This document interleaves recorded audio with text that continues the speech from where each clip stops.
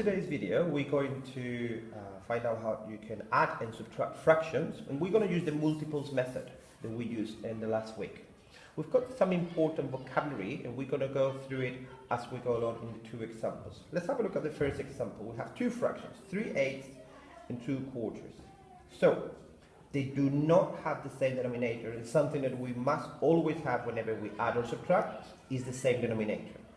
So actually, if we have a look, and we have a look at the two denominators, we can see that these fractions are alike.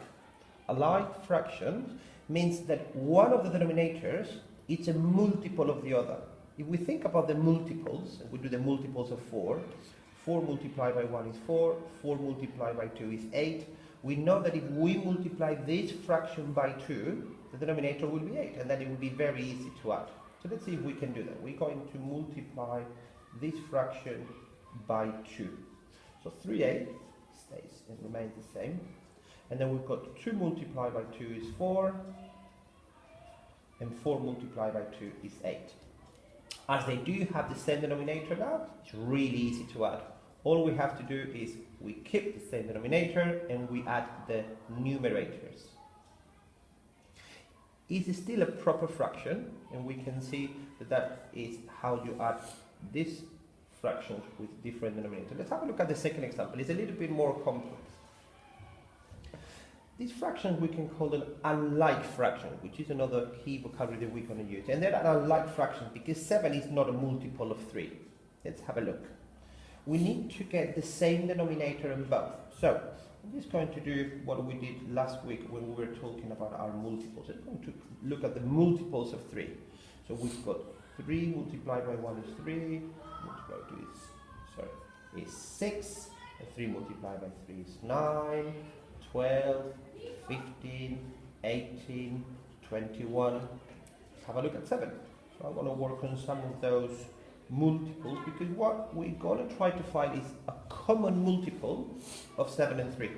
So 7 multiplied by 1 is 7, multiplied by 2 is 14, multiplied by 2 is 21. There you go. We can see that 21, it's a common multiple of 6, 7 and 3.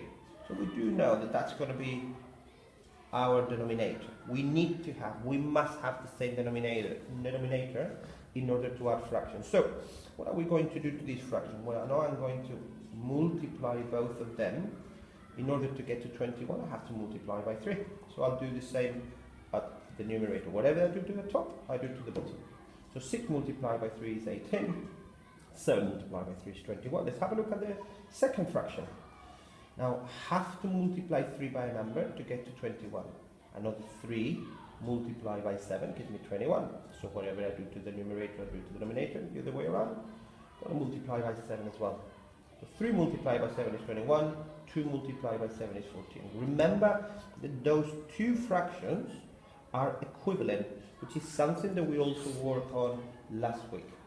Now, this is one way of doing it. Remember that it's a quicker method in which you multiply a fraction by the other denominator. So we multiply the first fraction by 3, the second fraction by 7. And now we can add 18 plus 14 is 32. Denominator 21. You can see this is an improper fraction. And something that we can do is to change that into a mixed number. So, remember how to do it. We can do it visually with the bar method, but we are going to use the division. Remember, we have to divide 32 by 21. It's one lot of 21.